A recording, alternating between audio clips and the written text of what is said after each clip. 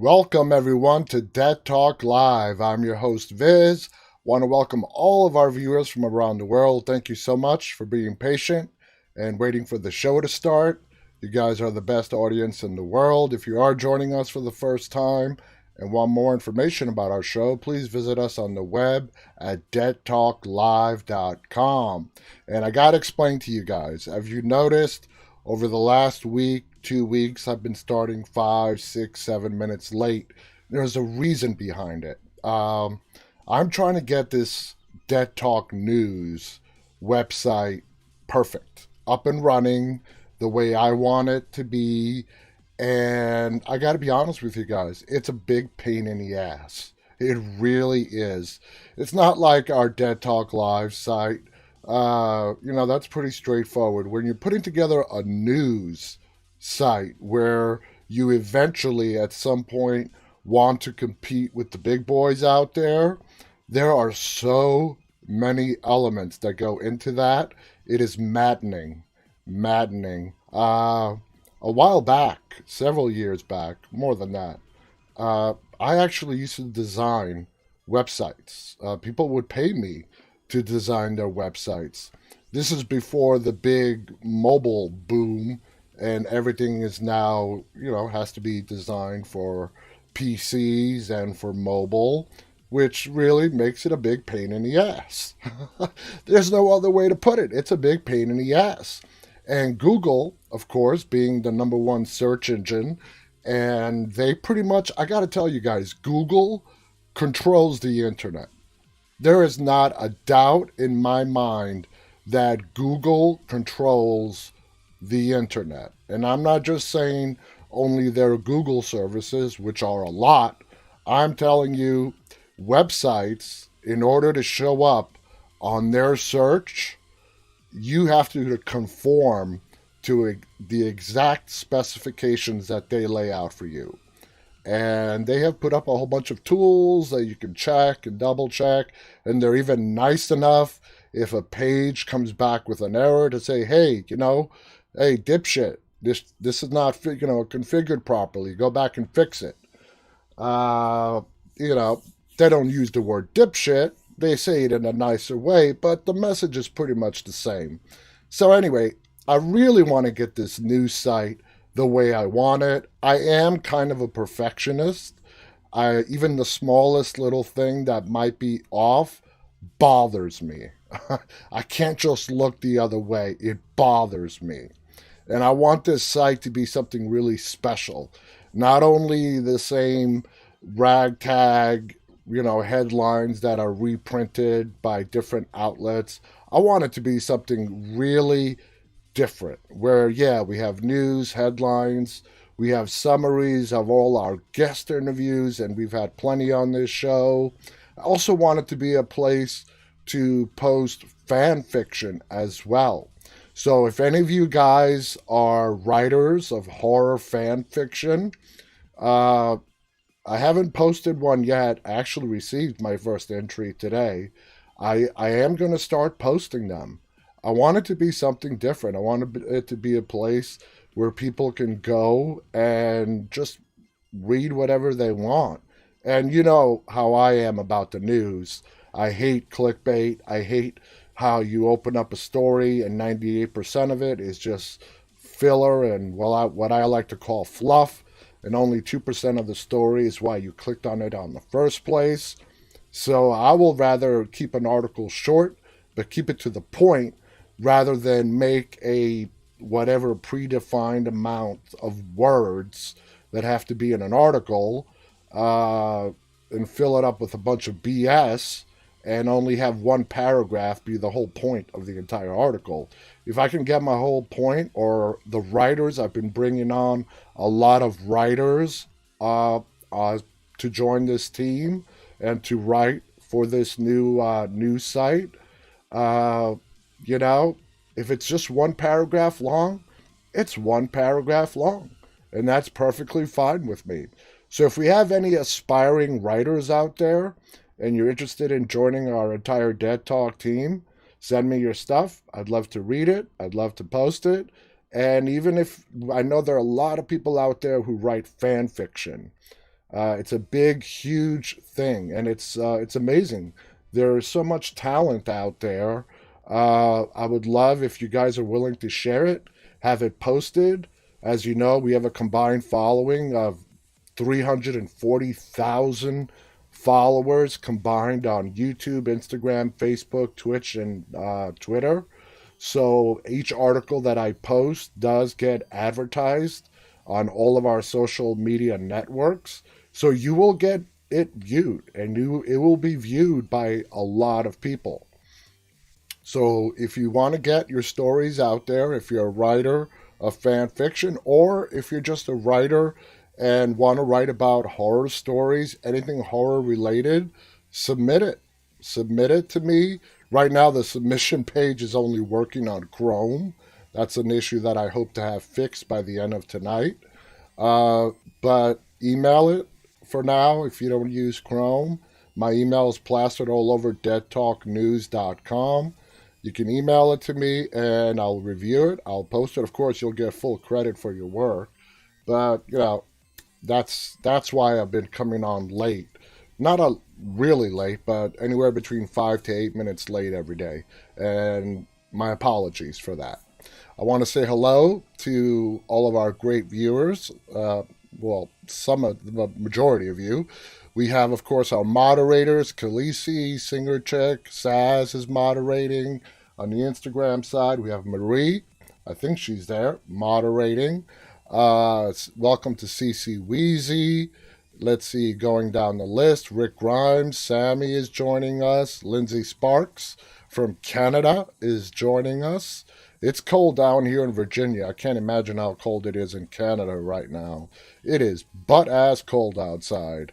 And that wind just makes it feel like you're in the Antarctic tundra. That's how cold it is in Virginia right now. Welcome to Lisa. Let's see, just going down the list here. Trying to get to as many of you as you can. Welcome to Philip on Instagram. We have Dom7778.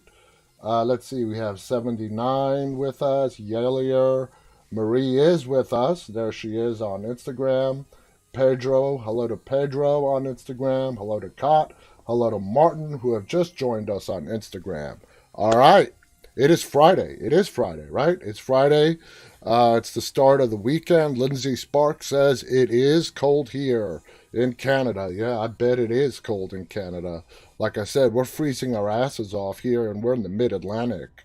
So there's a big cold, whatever you want to call it, hovering over, the Western Hemisphere. CC Wheezy, right? It's cold here in the South. I can only imagine. Yeah. Gotta love January and February, Down in the Southern Hemisphere right now, they're in the middle of summer. People in Australia are like out in the back barbecuing. We all know how much those Australians love to throw shrimp on the barbie or whatever the hell they call it out there barbecuing in the middle. They barbecue at Christmas time. You got to remember, south of the equator right now, they're in the middle of summer. And that's just fascinating to me. That's one of the reasons why a lot of the places that I want to visit before I die is south of the equator. I want to go to Australia. I want to go to South Africa. I want to go to New Zealand. I want to visit Southeast Asia, and just to experience what it's like for it to be summer during the months of January and February. That would just freak me out. Having never been south of the equator, that would just freak me out. And I just want to experience it. Evan on Instagram wants to know, do you think Connie will have the bite on her neck like the comic for Andrea? Ow, never thought of that. So you think, Evan, that the reason why Connie on The Walking Dead is so disoriented and disheveled, which is how we saw her in the final few moments of that finale, is because she's infected? I've never thought of that. That's out of all the scenarios that we have tried to game out here as to why she was the way she was, so disheveled, confused, wandering around, finally collapsing to the floor before Virgil finds her on his horse. Is she infected? If she is, her time on the show is going to be very limited, and it's going to break the hearts of a lot of people who are expecting Connie and Daryl to hook up. But I wouldn't put it past them. I would not put it past the Walking Dead writers to do something like that to us. Connie was missing for the entire half of the second part of season 10. They brought her back only to just take her away from us, either in the 6 episodes that we're getting in a month from now or in the beginning of season 11. I don't think we're going to see Connie in any of these 6 extra episodes. Connie and Virgil, they're being left, in my opinion, till season 11, which is hopefully going to start in October of this year. I don't think we're going to see either of those two in any of the 6 bonus episodes. But that's a good theory there, Evan. I've never thought of it. Never thought of that. That never even crossed my mind. Could Connie be infected? Lisa writes, I hope she's not. Khaleesi writes, I love Connie. Colette talking about the southern hemisphere. Too many poisonous critters for me. Yeah, that is true. Australia is full of critters, thousands of them that can kill you. And that's not a big pro in my list to go down there, but I'm willing to fight through it. Poisonous snakes and a whole bunch of other crap that will definitely kill you in Australia. Hell, I think even if you get kicked by a kangaroo, that's powerful enough to kill you.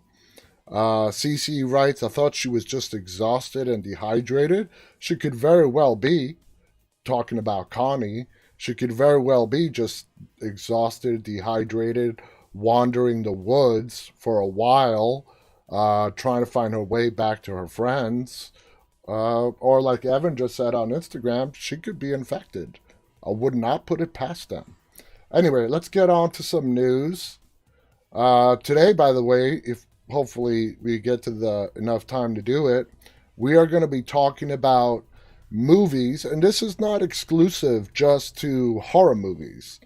It spans every genre out there, where at the beginning of the movie or on the movie poster or on the trailer, where you see those words, based on real events or based on true events. However way they phrase it, it's the same thing. And you watch the movie, and let's say you actually research the quote-unquote real events that this movie was based on, or TV show was based on, and you read the actual story, and very loosely used interpretation of based on real events. And then you have the big fake outs, okay?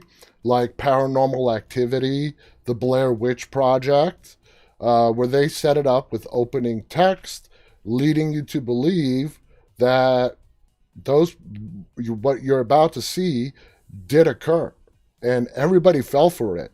When the Blair Witch Project came out in the 90s, there were people that, I was one of them. I was duped. I was duped into believing that there were these 3 people that went into the woods in West Virginia, and they were never heard from again until somebody found their recording devices and found the footage. So they got me the first time. They haven't gotten me since. So every time I see a movie now and in the opener, or a TV show and in the opener they put based on real, true events, I take it with a big grain of salt. And if I'm actually interested or curious enough, after I finish watching it, I will go and research the real events to see all the different changes they made. And a great example is the Conjuring movies. The Warrens, okay, who they are the center of the Conjuring movies. Ed and Lorraine Warren, they were pioneers back at a time where if you thought ghosts existed, you were laughed at, called crazy. People were afraid to, mention that something weird might be going on in their house or anything like that. They were pioneers. They were, who else was a pioneer? Hans. What was his last name? Hans Holzberger, I believe. There's a TV show about his investigations in the 60s that's actually pretty good on the Travel Channel. It's called the Holzer Files or something like that. Uh, anyway, going back to the Conjuring movies, it is based on two real people, Ed and Lorraine Warren. Ed passed away several years ago. Lorraine passed away quite recently. And they were pioneers. They were demonologists. You could probably say they were probably the first people to call themselves demonologists. And they would go around and investigate the paranormal. Not on their own. A lot of the times they were sanctioned by the Vatican themselves. Anyway, the stories that they're doing in the Conjuring universe are events that Ed and Lorraine Warren did have a part in. Okay? Now, that's where the connection ends. For example, they were sent to Long Island to investigate the Amityville house. In the first movie of The Conjuring, the original Conjuring, they were asked to go to that place. But if you guys remember the movie and the big seance where things go sideways in that seance, in the movie, they continue to stay and be embraced by the family. In reality, what happened was, after that seance gone wrong, they were kicked out. So, just an example of how it's loosely interpreted, loosely used based on real events, and so on. Colette writes, I love it when it's based on a true story. Love paranormal. Me too, and it's great. It's fine. It adds a little pizzazz. It adds marketing value to put that in the beginning of a movie or a TV show where it is inspired. I prefer for them to say, uh, and this is being done a little bit more in recent films, inspired by real events, as opposed to based on true events. You might ask yourself, what's the difference? In my mind, there is a little bit of a difference. If you're telling people that the story they're about to see was inspired by events that happened, it's a more factual statement than to say it is based on actual true events. Maybe it's just me, but I think it's more factual to say it that way. Anyway, let's get on to some news. We read the other day that good old Carl Grimes, Chandler Riggs, was hospitalized. He tweeted from the hospital. Nobody knew why. He didn't say why. Here, supposedly, they have some more information. Chandler Riggs is up and walking after being hospitalized for minor surgery. And the Walking Dead star wants no Walker jokes. On Wednesday, the former Carl Grimes actor tweeted a photo from his hospital bed informing his more than 1.5 million followers that his surgery went well and he's now recovering. After speaking out against the Robinhood app for blocking hot stocks like GameStop, Riggs is out of the hospital and vowing to march on Wall Street. Now, if you guys have no idea what that last sentence is talking about, Robinhood, GameStop, and the stock, I had no idea what that was until I happened late last night to fall on a story that explained what it was. I'm not going to explain it. It's a little too complicated to explain, but it involves trading stocks, in particular GameStop. It involves multi-billion-dollar hedge funds and the game of Wall Street. Anyway, Chandler Riggs did speak out against it. They're going to do a march on Wall Street to protest what the app Robinhood did. In a 15-second video tweeted on Thursday, Riggs records himself passing through the frame with the assistance of his post-surgery walker. And he goes on to say, "Watch out, Wall Street, here I come, fresh out of surgery. If you rich bastards thought we was gonna go down without a fight over GME, which is the stock ticker for GameStop, you are dead wrong. I've got a whole bottle of oxycodone, and I'm ready to make more poor financial decisions. More today, more tomorrow," Riggs tweeted alongside the video. I'm going to play that video here in a second. Hey, that's awesome. You know, that's a pretty ballsy statement to make, and I like it. I like it a lot. Let's see if this video will play. Hold on, I got to turn on the system sound for you guys to hear it. All right, let's see if this video will play. There he is. With his walker.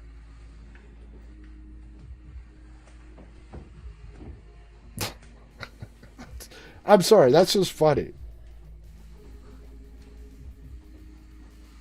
Okay. All right. No words. That's just funny. It's just him going across the frame in his walker. I feel for the guy. I've had 3 back surgeries, and it sucks. It sucks coming out of any kind of surgery. In a follow-up tweet, Riggs quipped, "I swear to God, if I see a single walker joke referring to the common term for zombies in The Walking Dead," that's all he wrote. In November 2019, Riggs was hospitalized after suffering a concussion when he fell from his horse. Riggs later revealed the injury left him with memory loss. Wow. Last January 21st, the 21-year-old actor worried fans when he published a video showing himself wiping out while snowboarding just weeks after his concussion. Since leaving The Walking Dead in its 8th season, where Carl dies by suicide after suffering a walker bite, Riggs joined the ABC drama A Million Little Things in a reoccurring role as PJ. Riggs is also a popular live streamer and musician who releases music and performs under the handle Eclipse. How many of you guys knew that? I did not know that. In August, Riggs said he was open to reprising his Carl Grimes role in a flashback or a dream sequence either in The Walking Dead or the upcoming feature film starring TV dad Andrew Lincoln's Rick Grimes. So there you guys have it. That's an update. We still don't know what the surgery was for. Minor surgery. He's up and about. Like I said, I bet you it's something like he broke his big toe or something like that. So who knows? But he'll be fine. Lizzie Monk on Facebook writes, "I love Rick." You're not alone in that one. Lindsay writes, "I understand, Viz. I had heart surgery a few years ago. Yeah, surgery, any kind. It's no joke." So, American Horror Story. This is interesting. Why Kate Mara did not return after Murder House. Now, this is Kate Mara. She was in Murder House. How many House of Cards fans do we have out there? The Netflix show with Robin Wright and Kevin Spacey. She was a very prominent character in the first season or two of House of Cards. And she's actually went on to appear in a lot of stuff. I don't know. I think it was House of Cards. You could say that was her biggest break in her career, not American Horror Story. But anyway, let's go ahead and read what the article says. Kate Mara played a reoccurring character in American Horror Story Season 1, but it would serve as only her only appearance in the popular anthology series. As we all know, American Horror Story It's a different story every season, and they like to bring back the same actors from prior seasons. Kate Mara played a reoccurring character in season 1, but it would serve as her only purpose. I hate how they repeat that header line again. Which was dubbed Murder House by viewers. It premiered in 2011, setting the tone for Ryan Murphy and Brad Falchuk's new horror project. The show has since become a pillar for FX original programming, nearing its milestone 10th season, with more in development. Over the years, certain cast members have grown into series regulars, but Mara isn't one of them. The reason for her long absence might be a surprising one to avid fans of the hit show.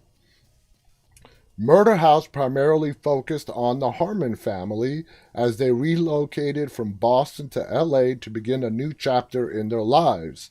Ben, played by Dylan McDermott, alongside his wife, Vivian, played by Connie Britton, and teenage daughter, Violet, Thaisa Farmiga, who is still doing the show, moved into a restored mansion that happened to be haunted by ghosts. One of those spirits ended up being Hayden McLean, Ben's former mistress, played by Mara, who followed him to LA before being killed on the property. The marriage between Ben and Vivian was already fractured, but Hayden's presence complicated matters, especially as she actively tried to harass the family. Mara's character in Murder House appeared in a total of 8 episodes, despite not being one of the main figures. Hayden left her mark as one of the season's most sadistic tormentors. Not only did she try to steal one of Vivian's babies after her own failed pregnancy, but Hayden was also responsible for Ben's murder. Granted, Hayden nor Mara ever returned to American Horror Story, even when the series returned to the Murder House in Season 8's Apocalypse. Mara's performance proved that she was capable of dynamic roles, but Season 1 was her first and last role in the show. While some assumed that her busy schedule was to blame, that wasn't necessarily the case. I thought it's because she moved on to bigger things. Since her role in AHS, Mara acquired notable roles in House of Cards, which I mentioned, Fantastic Four, The Martian, and Chappaquiddick. More recently, she had a lead role in the drama series A Teacher. In an interview to discuss the gig via Collider, Mara explained her absence in American Horror Story since Season 1, stating, "No one invited me. I don't know, I wasn't invited back." That's odd.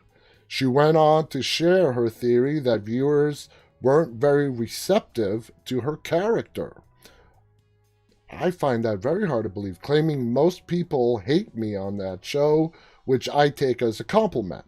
Which goes back to my saying is, if you're made as an actor, if you're given a role where you are meant to be an antagonist and hated, and the viewers really ended up hating you, it means you did a damn good job at playing your role. While Hayden was a troublemaker on American Horror Story, any hate the figure received would have meant that Mara did her job. The character certainly wasn't intended to be likable based on her sinister motive. That said, it's still odd that the actress wasn't invited back, especially when looking at her growing status in the industry since Season 1, though she never made her way back to American Horror Story. Mara did re-team with Murphy and Falchuk in Pose, marking their 3rd collaboration. Due to the recent gig, it's always possible that Mara finds her way back to the horror anthology at some point in the future. So that's it. Pretty simple. They never invited her back. And I know enough now to know that something, somewhere, probably behind her back. Some people had some talks, and they stupidly decided that moving forward with the show, it would be in the best interest in the show if she wasn't asked back. Well, it looks like she got the last laugh because her career just exploded very, very soon after season one of American Horror Story. And I'm curious to know that if they were to ask her now to come back, what would she say to them? Having become such a big star in her own right. So Colette writes, I liked Asylum. By far the best season of American Horror Story, hands down, which is season two. That's what really cemented its place that this is going to be a hit show and it's going to be on for a while. And we're about to start season 10 at some point this year, probably sometime very soon. And it's not going to stop there. It's going to keep going for a while. That's the beauty of anthology shows. You can just keep going, and people don't necessarily get, bored of the storyline and its twists and turns, because every season is going to be a brand new story. It keeps a show fresh, and that's why anthologies have been so very well received, since they started making them. God knows when that started. So anyway, Diandra is with us on Instagram. Marie's chiming in. She'd probably tell them where to move it. Okay, yeah. They looked her over, and like I said, I would be curious to find out if they do ask her to come back, what her answer would be. Anyway, moving on. This is from Fansided Undead Walking. The Walking Dead Survival Rule of the Week. A Cold, Cruel World. The Walking Dead Survival Rule of the Week. A Cold, Cruel World. With all the talking I've been doing about winter and The Walking Dead, I figured that this week I should probably dedicate my survival rule of the week to surviving in the winter that will inevitably come after the zombie outbreak begins to grow into a full-blown zombie apocalypse. Just because the dead may not do well when winter hits doesn't mean it's going to be all peaches and cream for you. There's going to be a lot of new problems you may not have thought of. I'm hoping to ensure that you're ready for them. This is weird. This guy is writing the article from a perspective as if the zombie apocalypse could very well happen, and his rules of the week, I'm assuming this is the first rule of the week that I read from him, is him preparing the general public for if and when the real zombie apocalypse may break out, which is impossible. It's never going to happen. And all this time I was wondering where people got the idea that zombies can possibly happen in real life. Well, this is sort of a hint right here when you have blogs and pretty well-known media outlets writing articles feeding into that delusion. Sammy says, I thought the season with Lady Gaga was pretty good. That was Roanoke. I forgot what season number of AHS that was, but that was the Roanoke season. I love that season as well. To continue with this, to that end, I'm going to lay out a series of things I'm pretty sure you'll need to keep yourself alive in the winter. However long that may last for you, and just why you'll need them, using what we've seen in the seasons of The Walking Dead and my own experiences with the colder times of the year. I'm sure that if you live in a place where winter can get severe, you probably have most of these things available to you, and if not, they're probably not that hard to get a hold of. I'm sorry, I can't continue with this. If I read this article any further, I am just as culpable as feeding into the delusion that people may have that zombies can actually somehow one day realistically happen. And I can't do that. I can't, in good consciousness, do that. I'm sorry. So let's move on to something else. Uh, okay. Jared Leto. And if you guys don't know who Jared Leto is, if you watch the movie The Suicide Squad, Jared Leto played the Joker. Okay, so that's him right there in the picture. So Jared Leto, Darren Aronofsky reunite for Blumhouse's supernatural horror Adrift. And Blumhouse Productions has been busy. We've been reading a lot about them. They make great movies. Hats off to Jason Blum, who started the company.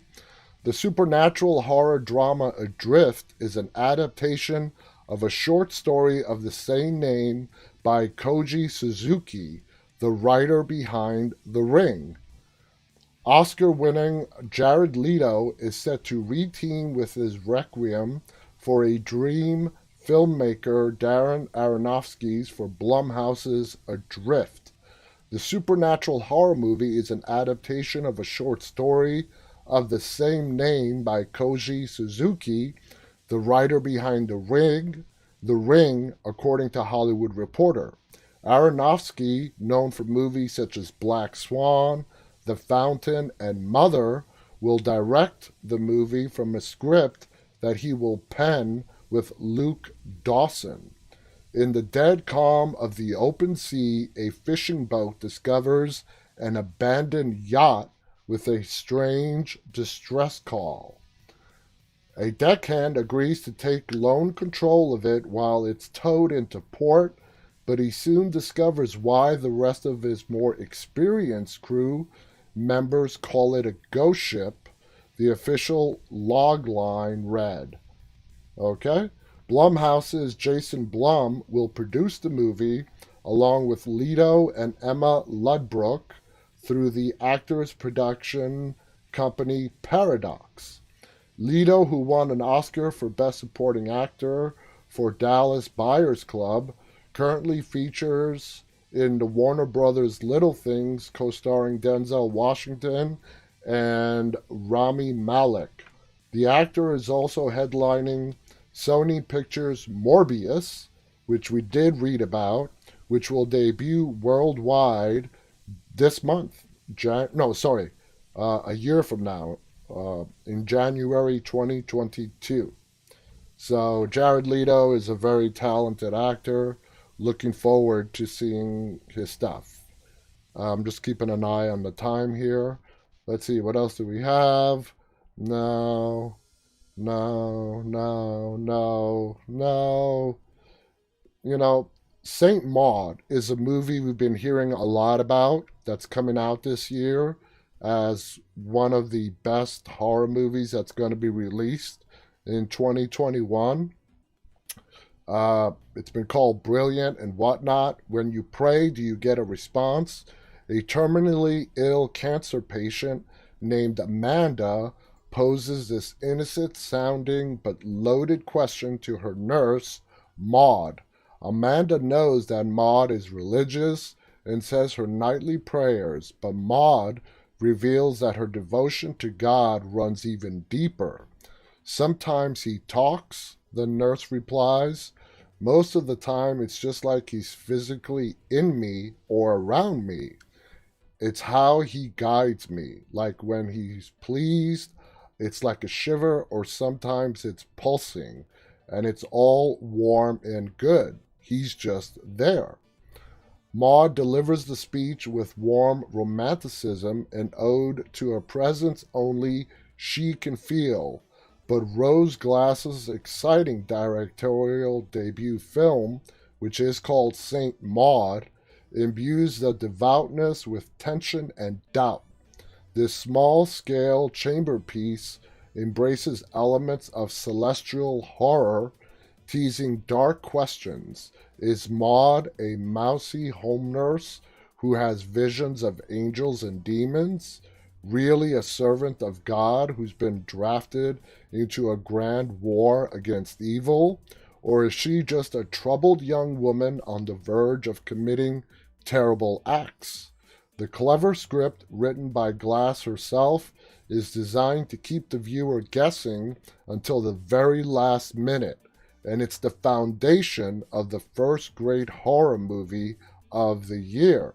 St. Maude premiered at the Toronto International Film Festival back in 2019 and was due for release last April, before COVID, of course. It's finally debuting in theaters today. All right. That's kind of a loaded statement. It's debuting in theaters that are currently open today and will begin an exclusive run on the cable network Epix on February 12th. So if you guys are not into, well, first of all, if you don't have a movie theater that's open nearby, or if you wouldn't go to a movie theater because of the COVID pandemic that's still raging right now, you don't have to wait long if you want to watch this movie. If you have the cable network channel Epix, it will be on there on February 12th. Fortunately, it's the kind of intimate and intense work that can feel just as scary at home as it does on the big screen. This surreal character study luxuriates in the fantastic visions and gory body horror playing out inside the head of one mysterious young woman. So there you guys have it. Khaleesi writes that American Horror Story Roanoke is season 6. Yep. Colette writes, Viz, can't you do 2 hours? It goes too fast. Oh boy, no. 1 hour is plenty. 1 hour is plenty. I love talking to you guys, but I give it 110% of everything I have in me to give you guys the best experience I can possibly give you. So for right now, let's just stick to an hour. And also, this is a daily show. Every person I've spoken to, including celebrities, especially celebrities, at our, after the show ends and we say our goodbyes on Skype, so many of them have asked me, you do this every day? I'm like, yeah. They're like, wow. Yeah. Every day except Sunday. And I was doing it 7 days a week up until October 4th. When the Walking Dead finale aired, I decided to not obviously have a show that Sunday. And I like having 1 day off a week, at least 1 day off. And it's not a day off. It's just a day where I just don't do the show. I still work because there's a whole bunch of stuff that goes into making this show. But it's one thing where I don't have to keep an eye on the clock to make sure that I'm ready to go by 9:30 p.m. So thank you, but let's just stick for 1 hour for now. So let's get to our topic for today, all right? We talked about this at the beginning of the show, the whole true events thing. I found a video that rates the best horror movies that are quote-unquote inspired by real events. We're going to take a look at this video. We're going to rate it. Of course, we'll talk our way through it, whether we agree or disagree. But let's just go ahead and take a look at this. Right. This thing always freaking freezes when I go to play it. So I have to reload it. All right, here we go. Top 10 Best Horror Movies Based on Real Events. Yeah. I'm crazy after all. Be very careful. I'll take you along the darkest and scariest way of film with things that you could have lived. Did you see that? I have to pause it. Did you see that scene of the person walking upside down the stairs? That's the Linda Blair Exorcist scene that was cut from the main movie that I was talking about a couple of episodes ago. That was it. Here, reality surpasses the fiction. Number 10, Scream, 1996. Here's how we play. I ask a question.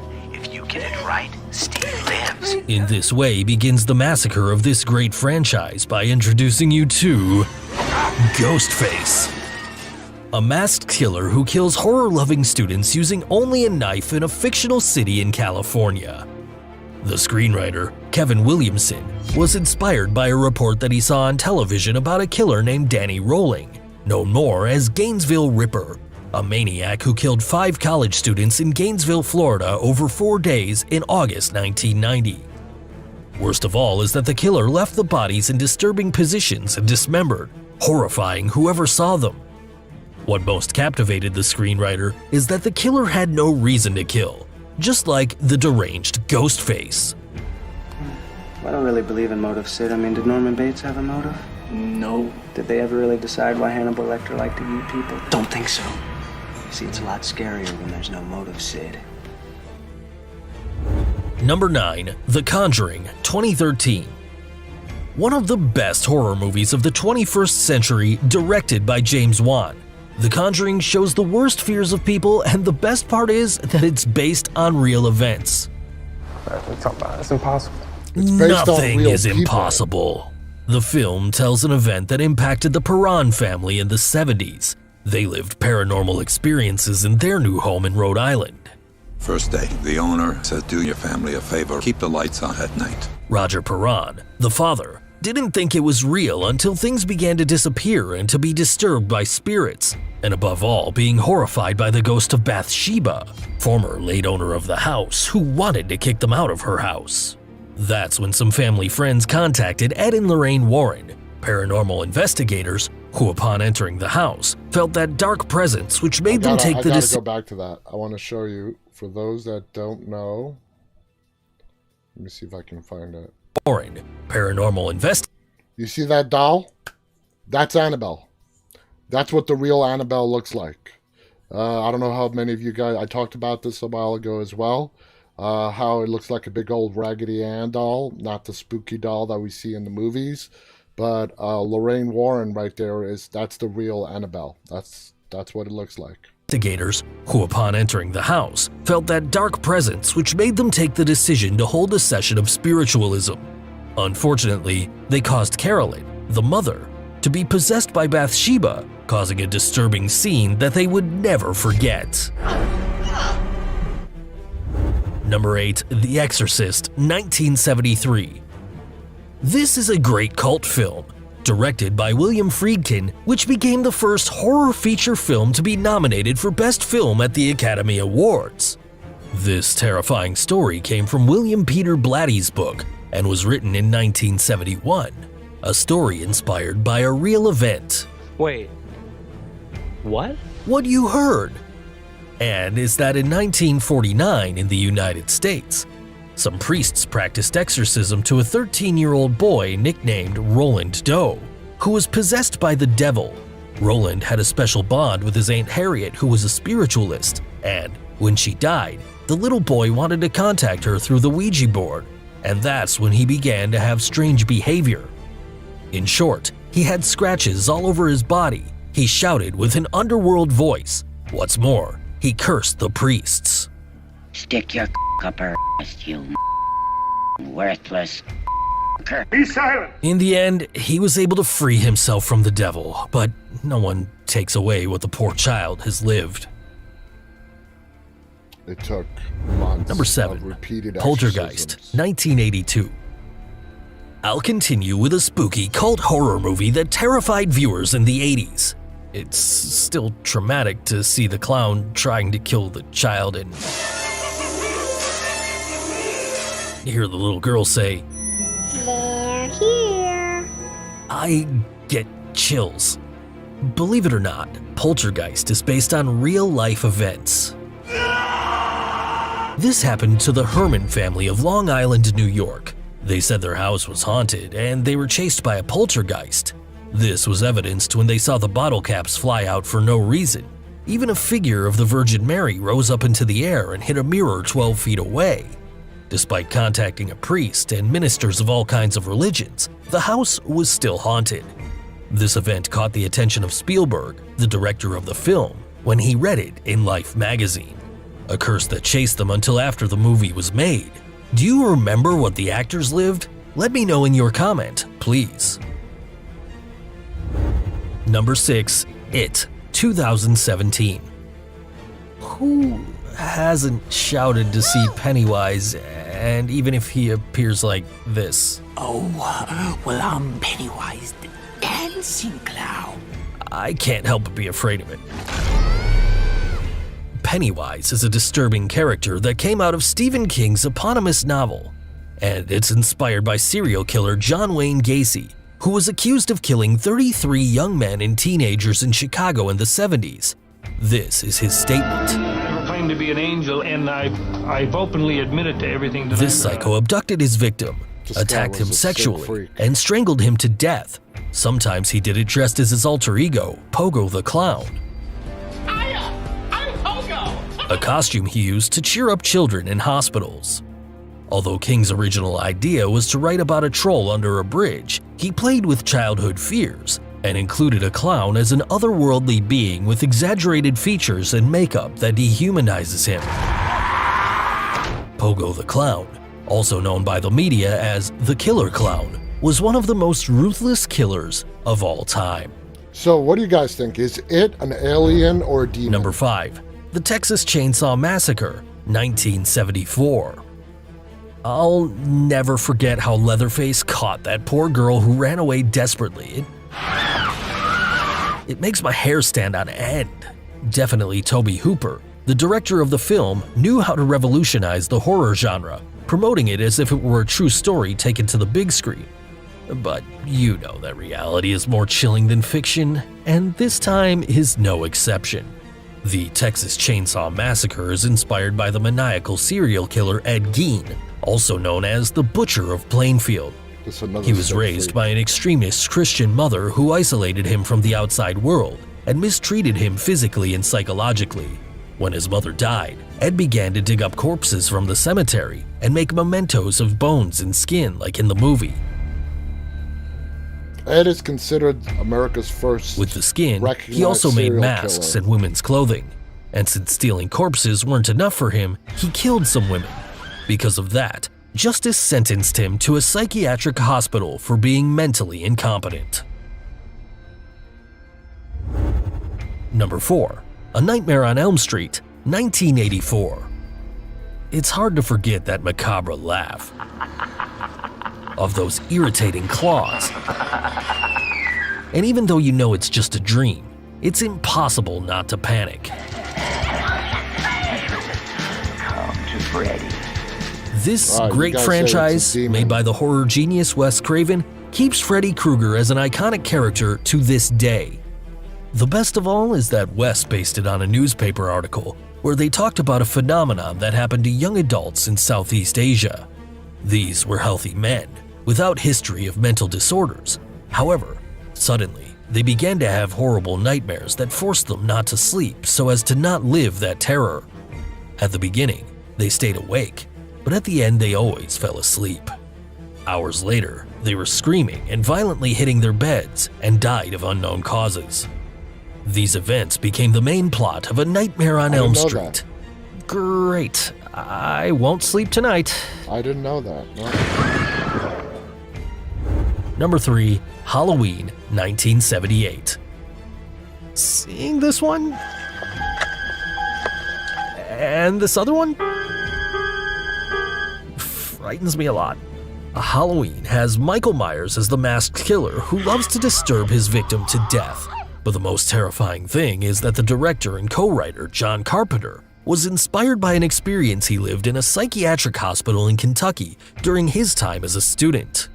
And I visited the most serious mentally ill patients. Then there was this kid, I must have been 12 or 13, and he literally had this look. A look described by Dr. Loomis like blank, pale, emotionless face and the blackest eyes. Donald Pleasance was such a huge part of the success of Halloween. This really had a big impact on John that it was perfect for his horror movie.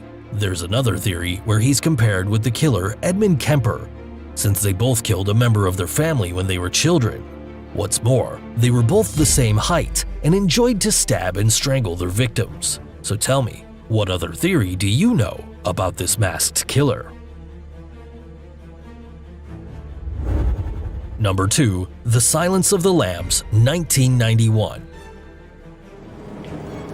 Dr. Lecter? A character you will never forget. This great film comes from the homonymous novel of American writer Thomas Harris that gives life to the charismatic Dr. Hannibal Lecter and the ruthless Buffalo Bill, two human beings that you'd think could never exist in real life. You're wrong, because Thomas was inspired by several real killers for the creation of these two individuals, and along with Jonathan Demme, the film's director, the most terrifying and iconic characters of horror films took shape on the big screen. Dr. Hannibal Lecter is based on a real medical surgeon in Mexico called Alfredo Bali Trevino, who was convicted of murder and dismemberment. This killer had a certain elegance that made him an admirable person, but also a person to fear. I could even tell you that he was more frightening than the fictional Hannibal Lecter.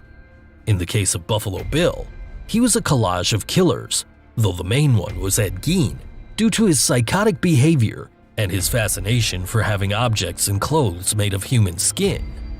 A creepy movie in which reality surpasses the fiction.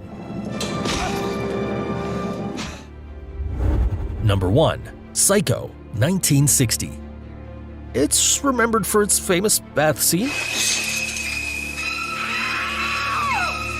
and accompanied by a scary song that makes your hair stand on end.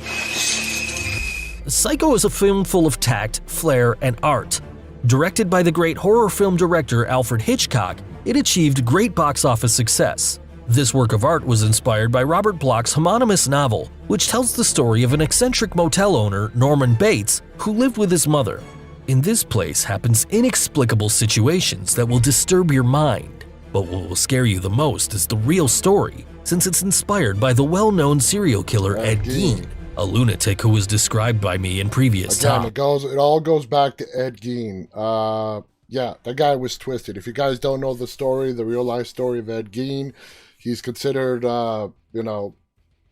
one of America's first recognized serial killers. The guy was sick. There's no other way to put it. He was a sick freak. Anyway, we're out of time. I want to thank you guys so much for tuning in tonight. It's been a pleasure, as always, talking with you and sharing with you.